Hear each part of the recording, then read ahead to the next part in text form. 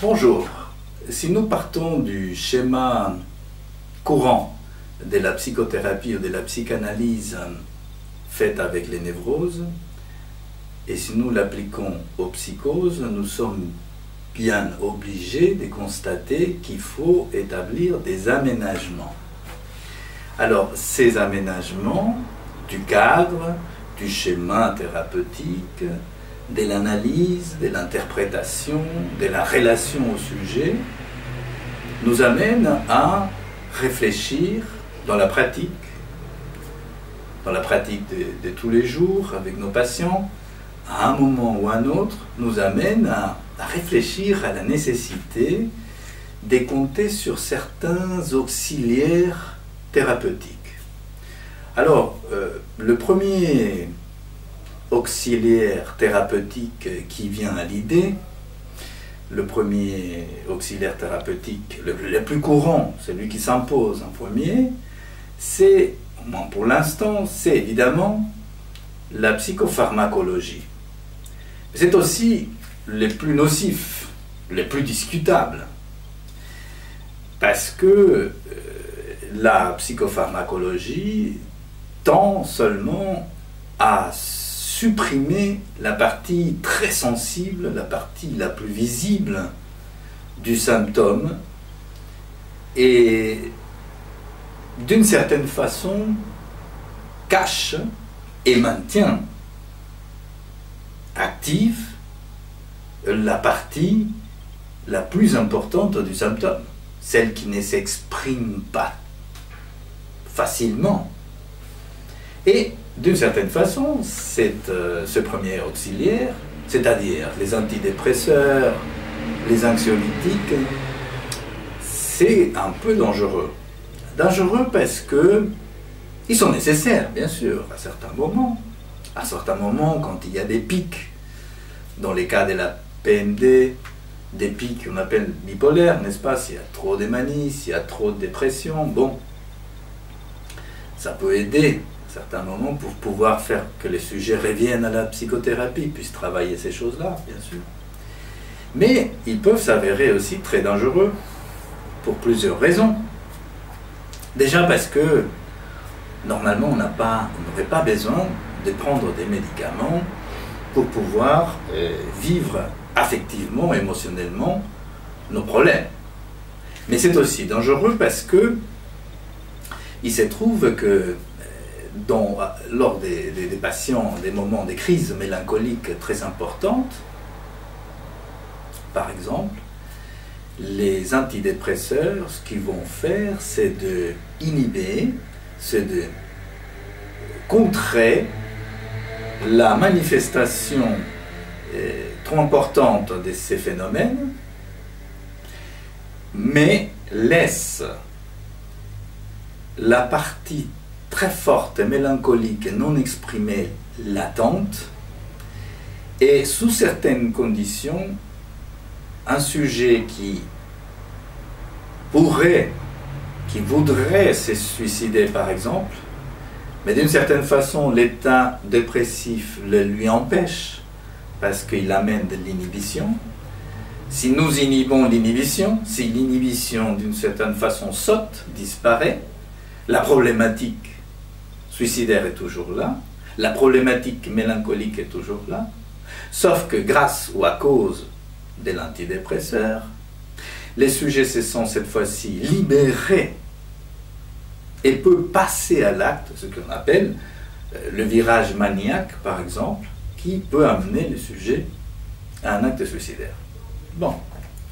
Mais les antidépresseurs et anxiolytiques sont aussi dangereux parce que s'ils sont pris dans des doses trop importantes ou d'une période étant trop importante, peuvent produire des adhérences toxicomanes et sont parfois même utilisés eux-mêmes comme un moyen pour se suicider.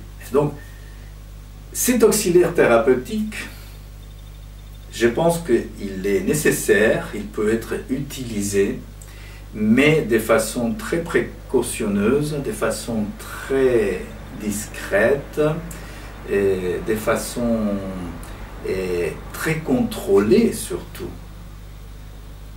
Et les doses doivent être les plus basses possibles et la fréquence et le temps d'utilisation doit être aussi la plus courte possible.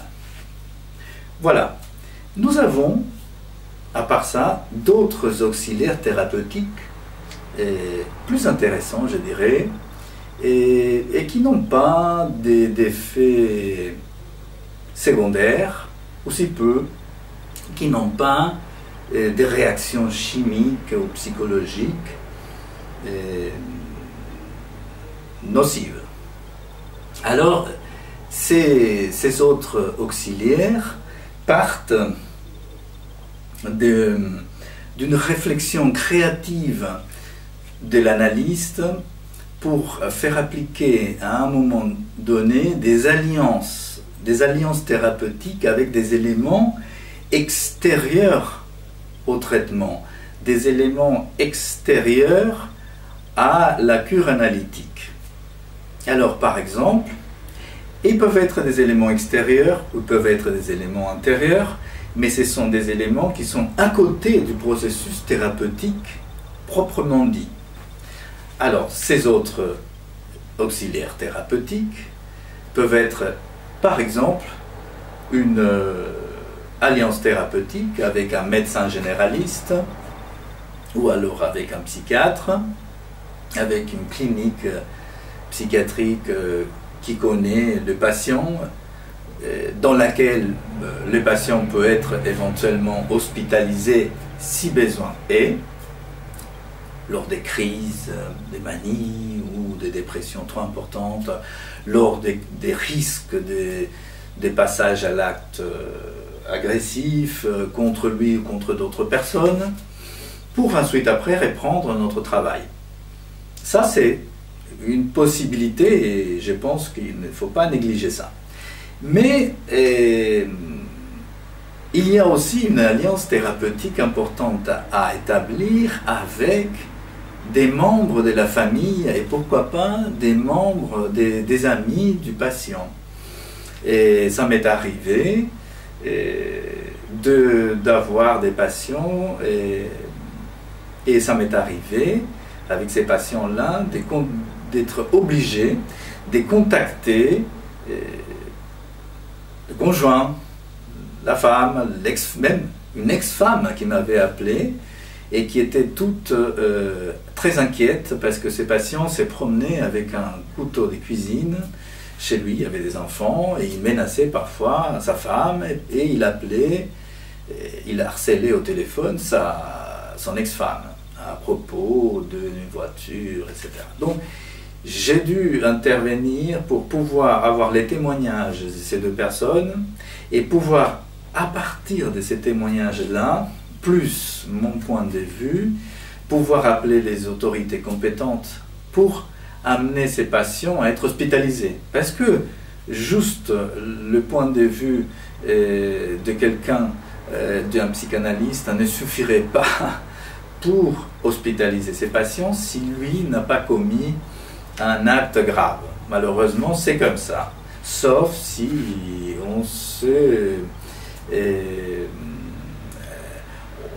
on arrive à accumuler des témoignages importants. Et donc, à ces moments-là, les patients ont pu être hospitalisés. Je pensais qu'ils pouvaient être plus tard même fâchés contre moi, mais pas du tout. Les psychiatres qui l'ont accueilli, c'était très intéressant. Ils étaient sensibilisés à la psychanalyse. On a pu échanger énormément. Ils m'ont même proposé de rendre visite aux patients, de faire quelques séances à l'hôpital, ce que j'ai décliné. J'ai dit que je n'étais pas contre, mais que je faisais confiance au travail qu'ils faisaient, que c'était autre chose que je faisais ici, à mon cabinet, et qu'il fallait continuer comme ça, que les cas échéants, je pourrais venir éventuellement, mais que si on pouvait maintenir comme ça serait très bien. J'ai juste eu quelques contacts avec les psychiatres, mais aussi avec mon patient au téléphone. Et 3 mois plus tard, quand tout ça s'est calmé, il a repris les séances à mon cabinet. Et ça a été pendant une longue période, comme ça, de temps en temps, il allait à cet hôpital pour ses médicaments, et ensuite, après, petit à petit, il a diminué les médicaments, n'est-ce pas, pour rester juste avec la psychothérapie, et ça s'est passé pendant des années, jusqu'au moment où il a été stabilisé. À part ça, nous pouvons aussi avoir d'autres types d'auxiliaires. Déjà, on peut s'adresser, n'est-ce pas, à l'inconscient du patient, on peut s'adresser à une partie de lui et qui peut être utilisée comme en alliance avec le travail qu'on fait avec lui-même. Ça part par des échanges simples, mais des échanges par la voix, de l'humour, de la dérision, par toute relation, tout aspect discursif qui lui permettent de prendre un certain recul vis-à-vis de son problème. Bien sûr que ce recul-là n'est pas la solution de ses problèmes, mais parfois on a besoin de prendre un certain recul et de parler d'autre chose, de voir les choses un peu autrement, et pendant ce temps-là, tisser un lien fort avec mon patient, en dehors, à côté du problème posé dès le départ, à côté de la pathologie avancée, n'est-ce pas, comme étant la cause des consultations. Voilà, ça c'est des auxiliaires thérapeutiques dans les liens aux autres ou avec mon patient. Mais on peut utiliser aussi des auxiliaires thérapeutiques qui sont inventés tout d'un coup dans la cure elle-même. Alors par exemple, comme nous savons que dans une ville comme Paris, il y a beaucoup de délocalisation, beaucoup de gens viennent ici travailler, étudier, et ils changent ensuite après de plusieurs villes des provinces, de plusieurs villes d'autres pays européens. Et il y a beaucoup de passages, de va-et-vient, n'est-ce pas? Et plusieurs fois, il s'est posé la question du déménagement ou du départ, non seulement en vacances, mais du départ pour travailler, pour une mission longue à l'étranger, ou pour un déménagement carrément en province, et de mes patients ici à Paris. Et la question s'est posée de savoir si on pouvait continuer les séances par téléphone.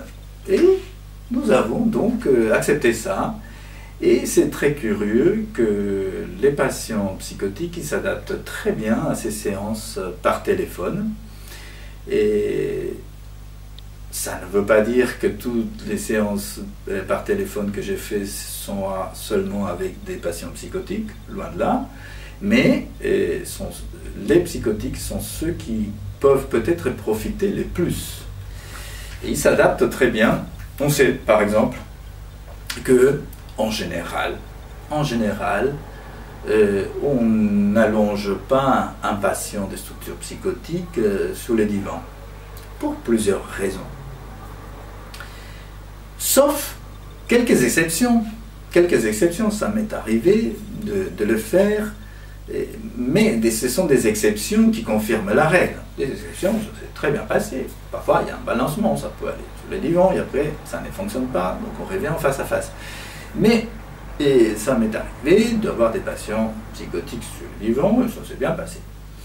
Alors, évidemment que en règle générale, il faudrait éviter ça. En revanche, donc on pourrait penser que les séances par téléphone seraient un peu comme les divans, mais en fait pas du tout. Ça se passe très bien, et ce qui est curieux, c'est que là, d'une certaine façon, les divans,